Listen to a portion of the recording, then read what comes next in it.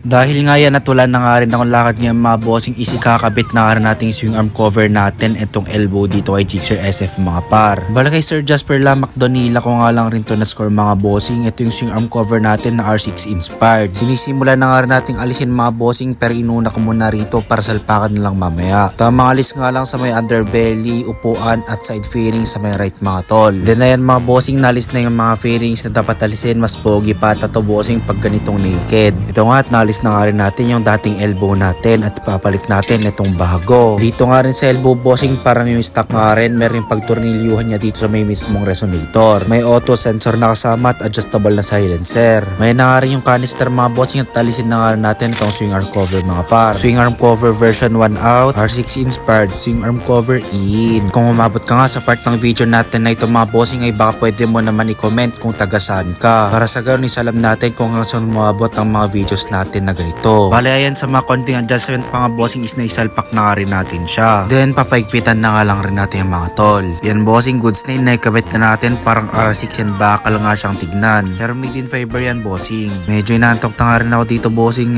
nanonood lang si Dominar pati si Wave. Naisalpak na nga rin natin yung canister mga bossing and sound check na nga rin.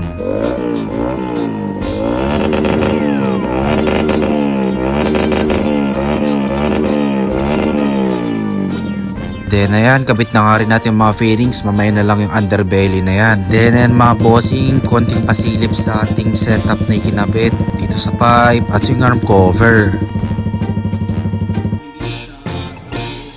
Then kung nagtatanong ka rin boss kung magkano rin ang full set na itong canister na to is 5.5 po siya bossing. At syempre what you see is what you get nga tol. Then dito nga sa swing arm cover is 3.5 nga yan bossing. Napaka-pogi na nga rin niya pulido. So ayan mga bossing, kung gusto nyo rin ganitong content sa bot kay Jigsaw SF is i-like nyo na rin, follow. Peace out.